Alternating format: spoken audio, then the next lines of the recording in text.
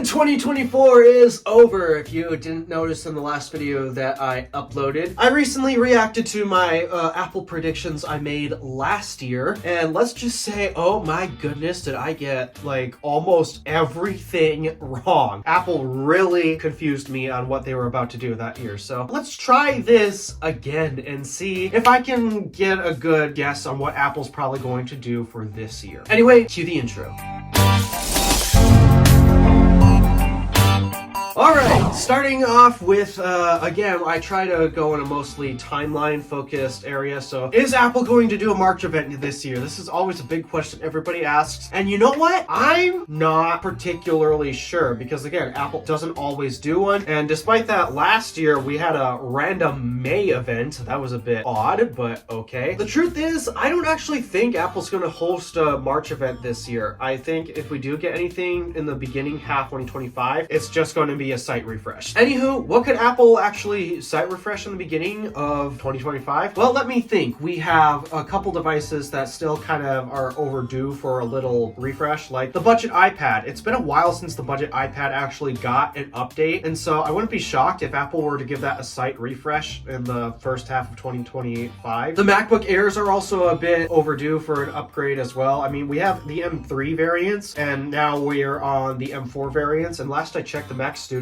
also needs an upgrade too, so who knows? They could probably refresh the MacBook Air and the Mac Studios to make sure that we got the latest and greatest chips and such. We might also potentially see M4 Ultra as well. I don't think we have that yet. Last I checked, we only have M4 Max as our biggest one, and well, that's probably why we haven't gotten a chip upgrade for the Mac Studio just yet, along with the Mac Pro, because, well, they currently have M2 Ultra, and so we need to make sure that we get an upgrade for that. Potentially, maybe, I don't know, maybe a new iPhone color. I don't know. I mean, Apple's brought back actual saturated colors this year, and so that probably means, hey, we can probably reasonably come up with another extra color to make sure we reboost the iPhone 16 sales, because let's be honest, the iPhone 16 lineup last year was very depressing. And so if they want to resurge the sales and such, I think they might come out with another color option. Product red? I don't know. They seem to be abandoning product red on so many other product categories that they used to have. Yeah, I'm not sure if I have that type of hopes for that. My guess is they might do a yellow, because it's just a guess. We already have a blue, hot pink, and a green, so maybe a yellow? I don't know. I think I'd like a yellow iPhone 16. And for WWDC, we're also going to expect a bunch of software updates, because that's when Apple updates their software. We'll be getting iOS 19, iPadOS 19, macOS 16. I think we're on 15 right now. tvOS 19, and watchOS 12. We'll definitely be getting software updates for those platforms. And then I guess, oh yeah, we also are probably going to get a Vision OS update, since Vision Pro is a thing now, I guess. Literally, who cares about that device? Does anybody still talk about that device at all? And I don't know about you guys, but I have a very sad feeling that because it's WWDC and they're focused on software, they're going to be discussing a lot about Apple BS, aka what I call Apple Intelligence. Let's be real, it's a failure. At least as of this point here in 2025, Apple Intelligence, or Apple BS as I call it, it's a real failure. It's terrible. Half the time it doesn't produce anything you're looking for. Siri is not any smarter than she used to be. In fact, actually, I might argue she got a little dumber because of the Apple BS updates. And if I had to guess, because that's literally all any tech company wants to talk about, AI this, BS that, we're probably gonna get more Apple BS stuff at WWDC that nobody is going to care about. They're probably going to say, oh wait, no, I don't think they're going to actually want to report the satisfaction rate, because if I recall right now, it's actually under 25% satisfaction. Yeah, I don't know how they're going to address that, but if I had to guess, they're probably going to say, oh, we're coming up with new Apple BS features that will change the way you use your product, when so far they have failed to do so. And are we going to get hardware at WWDC? I usually don't think so. Unless there's a big hardware product category that's in the leaks and rumors that, well, has to come out at some point. I don't think it's going to be coming, and if there was any hardware that was to come, my guess is it would probably be something like an iMac Pro, because let's be real here, guys, the Mac Pro is just pathetically sad the way it is. And the standard iMac, I mean, I love the standard iMac. The problem is it always only gets the base M A7 chip, nothing beyond that, and it's stuck at a pitiful 24 inches. So if Apple were to release any hardware at WWDC, which again, I don't think they're going to do, my guess is they probably announce some sort of iMac Pro with a bigger screen option, be it 27 inches or 32 inches, and M4 Pro or M4 Max, and who knows, maybe we get M5 introductions at that point. I don't know. That's the only hardware that I could guess that would be announced at WWDC. But then again, I don't think any hardware's coming at WWDC. All right, we're moving on to September, which is when we usually get new Apple Watches, potentially new iPads, and iPhones, obviously. We'll be getting the Apple Watch Series 11, and are there any big features coming to that? I don't know. I mean, I hope that Apple changes the bezel size, but then again, it seems like Apple only changes the screen stuff every 3 years and such, so man, do I wish that Apple would just shrink the bezels on the Series 10. Other than that, literally, the watch is beautiful minus the bezels, but that's probably not going to happen, and I'm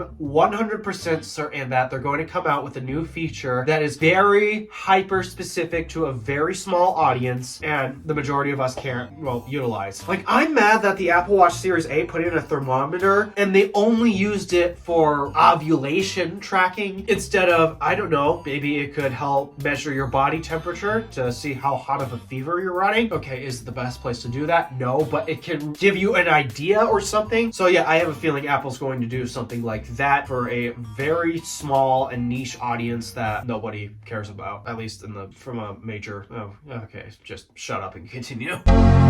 Are we gonna get an Apple Watch Ultra 3? I mean, I kind of hope so, because we didn't get an Ultra 3 last year. We just got a new finish, a space black finish, I guess. So I think we're gonna get an update to the Apple Watch Ultra. We'll get a third generation of that. Any new iPads? I don't know. If they don't release the budget iPad as a site refresh in the first half of 2025, then maybe they would release a budget iPad in the September event. I don't know. I mean, it's been a while since that device has been updated, so I hope they do something to it at some point this year. And then the iPhone 17 lineup. As of right now, the iPhone 17 lineup is the most confusing lineup I have ever seen in the leaks and rumors right now. I'm trying to figure out so much of them because right now they don't make any sense. We're rumored to have this super crazy thin iPhone 17 Air, some people like to call it. And it only has one camera and it's going to cost over $1,000. It's like, something about this phone just does not make sense. Why would they put so much effort in trying to thin and dumb down a phone just to price it over $1,000? Nobody's going to buy that. Are we going to see an iPhone 17 Air? Maybe. I don't know. I can't predict Apple anymore at this point. But if I had to guess, we're going to get a regular 17 lineup and a 17 Pro series as well. And I do know that I am either going to upgrade my iPhone to the iPhone 16 Pro or the 17 Pro this year. Which one? I don't know. Depends on what Apple does to impress me with the 17 lineup, and what I don't understand why, but I have a pretty good feeling that I'm probably going to be disappointed in the 17 line this year, because that's what they've been doing literally every single iPhone after the XS Max. What I do know is this iPhone is aging out, and I do not expect myself to be using it after September. But that's iPhone stuff. We'll also probably be getting another upgrade to the MacBook Pros for processors and chips and such. I hear that we're rumored to get a redesign for the MacBook Pro at some point, though I don't think we're going to get that redesign just yet. I think the redesign is going to be held off for 2026. I mean, Apple has the opportunity to surprise me here, but I don't think we're going to get a MacBook Pro redesign this year. Mac Mini just got an amazing update, and I don't really expect Apple to actually touch it because it just got an amazing update in October, and what else needs to change with that thing? I don't see why you should not buy that Mac Mini. I just wish that they'd put the power button in a more appropriate spot than underneath the computer.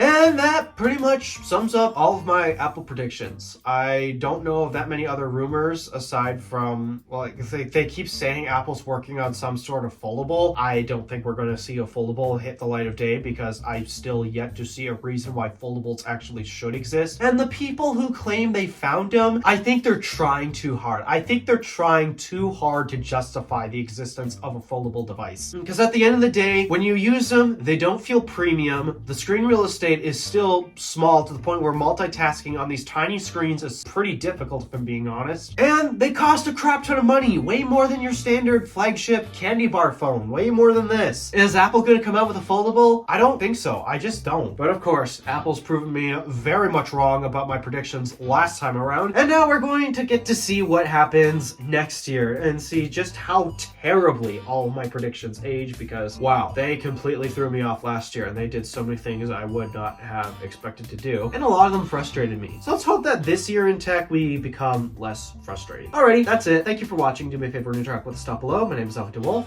Random Alpha, signing out.